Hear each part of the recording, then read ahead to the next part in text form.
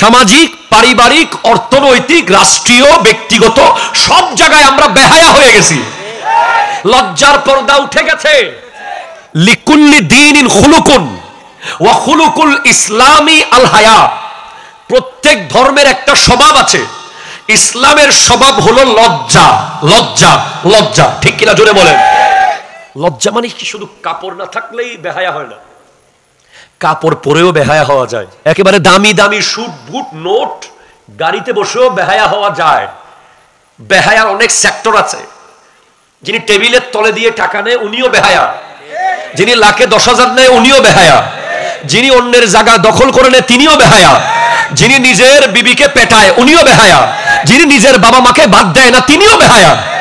এই পৃথিবীতে বর্তমানে সবচেয়ে সংকট কিসের জানেন? লজ্জা, শরমের। সমাজের সবচেয়ে বড় সংকট লজ্জার, পরিবারের সবচেয়ে বড় সংকট লজ্জার, দেশের সবচেয়ে বড় সংকট এখন লজ্জার।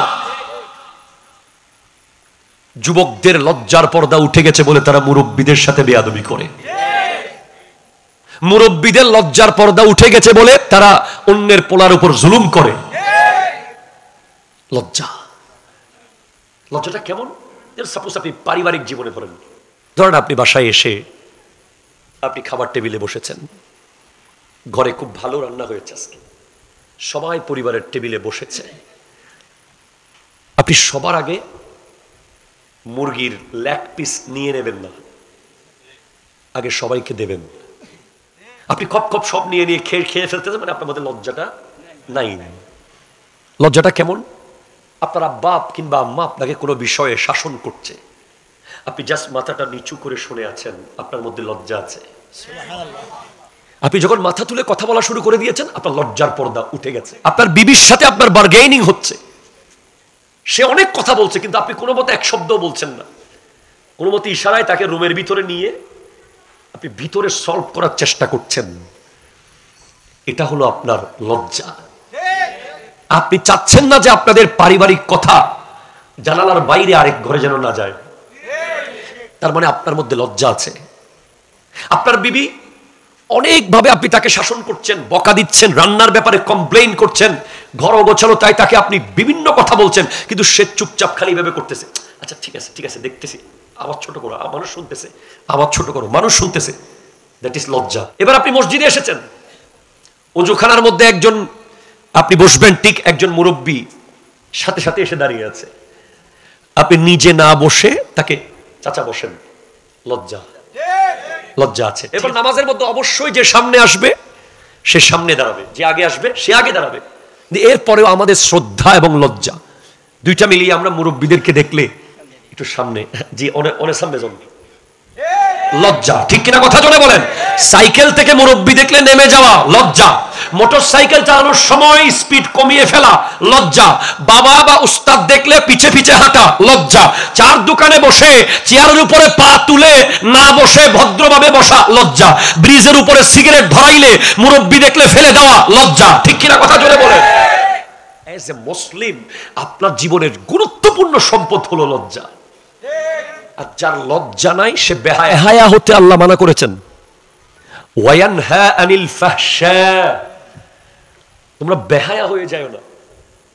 আপনি দলবল নিয়ে অমুকের পুকুরের মাছ তুলে ফেলতেছেন, তমুকের জায়গা দখল করে ফেলতেছেন, তমুকের দোকান দখল করে নিয়ে যাচ্ছেন, এইভাবে করে আপনি যেমন ইচ্ছা তেমন করছেন, অন্তত তাকে বলাটাও গুরুত্বপূর্ণ মনে করতেছেন না পাওয়ারের কারণে। লজ্জা নাই। বাজে ফেরতেন না কিন তোরা করবে ফেরতেন না, এত শরম লার, আত্মে শরম লার। ইতে ম্যাট্রিক ফেল, ইতের লাই মাস্টার্স সরি তো এতে লাগগুন। এখন যার কাছে গেছেন উনি বলতেছে খবর ফেরতেন না, আর না হইস, আত্মে শরম লার। কিন্তু উনি বললে হয়ে যাবে, লজ্জা আছে। এই লজ্জা অনেক বড় দামি জিনিস। এটা যখন উঠে যায়, পর্দা উঠে যায়, তখন একজন ব্যক্তি যা ইচ্ছা তা করতে পারে।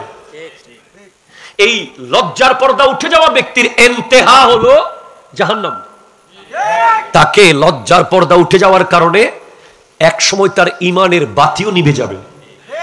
বেহায়াপনা তাকে এত খারাপ জায়গায় নিয়ে যাবে, এটা চিন্তার বাইরে। এছাড়া এবার আমার তরুণ প্রজন্মের কাছে আমি একটু যাই, যারা লজ্জার কারণে মায়ের সামনে সিগারেট ধরায় না, যারা লজ্জার কারণে বাবার সামনে মোবাইলে ফেসবুক চালায় না, যারা লজ্জার কারণে ইন্টারনেটে ফেসবুকে আশেপাশে লোকজন থাকলে অমুকের সাথে কথা বলে না, ইন্টারনেটে অমুক দৃশ্য তমুক ভিডিও দেখে না, তারা কি আল্লাহকে লজ্জা পায় না? তারা লজ্জা কি শুধু মানুষকে পায়? তাহলে তারা কারা? যাদেরকে জাহান্নামের নিয়ে যাওয়া হবে কিন্তু জান্নাতের নেয়ামত দেখানো হবে। এমন কিছু ব্যক্তি আছে যাদেরকে জান্নাতে পুরো ঘোরানো হবে। আগে দেখ, এটা জান্নাতের বিছানা, এটা জান্নাতের কামরা, এটা জান্নাতের দুধের ঝর্ণা, এটা জান্নাতের মধুর ঝর্ণা, এটা জান্নাতের শরাবের ঝর্ণা। এভাবে করে সব দেখানোর পর তাকে জাহান্নামে দিয়ে দেওয়া হবে। তো আল্লাহ আপনি গোটা জান্নাত ঘুরিয়ে ঘুরিয়ে দেখালেন, আবার জাহান্নামে কেন দিলেন? বলবে তুই তো আমাকে লজ্জা পাস নাই। ঠিক কিনা কথা জোরে বলে? তুই লজ্জা পেয়েছিস মানুষকে। অনেক মানুষ আছে না আল্লাহর ভয়ে নামাজ পড়ে না, মানুষের লজ্জায় নামাজ পড়ে। জুমার দিন যারা 2 রাকাত পড়ে বেশিরভাগ এরকমই। ঠিক কিনা কথা বলেন না? তো আল্লাহর ভয়ে নামাজ পড়লে উনি কাবলাল জুমা বাদাল জুমা গুলো ক্ষমা কোথায় পাইছে? ওনাকে কে ক্ষমা করছে? এগুলো উনি কোন দরখাস্ত দিয়ে মাফ করে আনছে? উনি যে 2 রাকাত পড়ে বের হয়ে গেল, তার মানে উনি 2 রাকাত না পড়লে ঘরে বাদ দিবে না। এলাকায় লোকজন দেখলে বউ ফিডাবে, কয় আপনি জুমার দিন এখানে কি করতেছেন? এই ব্যক্তিগুলো যারা বাবার ভয়ে সিগারেট খায় নাই, আল্লাহর সামনে লজ্জা পায় নাই,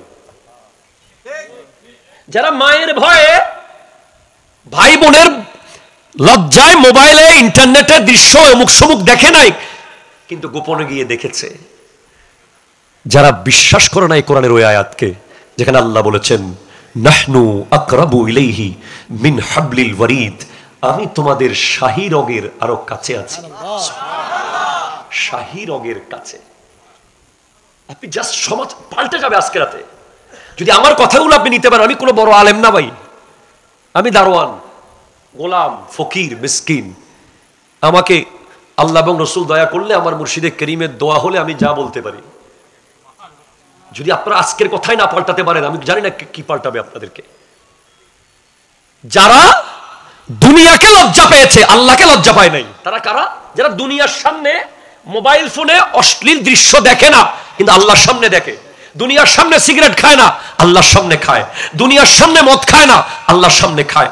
দুনিয়ার সামনে সুদ খায় না, আল্লাহর সামনে খায়। দুনিয়ার সামনে ঘুষ খায় না, আল্লাহর সামনে খায়। কারণ আল্লাহ তো তার শাহী রগের কাছে। ওদেরকে জান্নাত গোটা দেখিয়ে এনে, না দেখলে না দেখতাম এক শেষ, কিন্তু দেখার পরে যখন জাহান্নামে দেওয়া হবে, कैसे वो संभालेगा अपने आप को? ওরা কিভাবে সহ্য করবে আপনি বলেন? গোটা জান্নাত দেখানো হবে, এরপর জাহান্নামে ফেলে দেওয়া হবে। তাহলে আপনি কি বুঝলেন লজ্জার মূল্য কি? দেখেন, আসল লজ্জা হলো আল্লাহকে। ঠিক কিনা কথা জোরে বলেন? আপনি আল্লাহকে লজ্জা পান আর আল্লাহ দেখেন, ও কাইন দেখতেন আল্লাহ দেখেন। যদি এই একটা লাইন, আমার আল্লাহ দেখতেছে, আমার আল্লাহ দেখতেছে, এই একটা লাইন যদি সমাজে, পরিবারে, রাষ্ট্রে, সব জায়গায় ইনজেক্ট করা যেত, এটা দেশ থাকতো না, এটা জান্নাত হয়ে যেত। কিন্তু ওই সমস্ত ব্যক্তিদের আপনি কি করবেন যারা মসজিদ কমিটির সভাপতি, কমিটির সেক্রেটারি, ইমামের আগে মসজিদে ঢুকে? আরে ইমাম সাহেব লজ্জা পেয়ে যায় অনেক সময়, অনেক এত সর গিন্দা দিয়ে অবুক নামাজের টাইম যার গুই, কিন্তু বের হয়ে লাখে 10,000 লাখে 10,000 টেবিলের তলে টাকা নেয়, মানুষের জায়গা দখল করে, মানুষের আইল কেটে ছোট করে, মানুষকে নিজের আপন ভাইয়ের হক আদায় করে না, নিজের মা বাবাকে ভাত দেয় না। ঠিক কিনা কথা জুড়ে বলেন? ওদেরকে আপনি কি করবেন? কি হবে তাদের নামাজ দিয়ে? কি হবে তাদের উমরা দিয়ে? কি হবে তাদের হজ দিয়ে?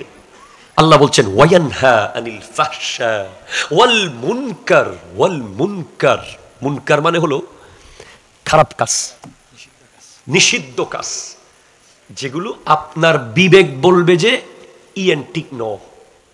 আগে মুরব্বী হলে হয়তো, এখন না হয়। আর আগে হয়তো ওটাই নগরী সবদার ঠিক নগর বেড়া ইয়া হয়তো দূর যার মনে মুরব্বী না দেখে চলে যাওয়া, এটাও একটা বড় ধরনের অন্যায়। না দেখার ভান করে চলে যাওয়া। হ্যাঁ, যেই কাজ আপনার বিবেক বলবে এটা অন্যায়, এটা নিষিদ্ধ, সেটা থেকে বিরত থাকতে বলেছেন কে? আরো জোরে বলেন না কে? আল্লাহ।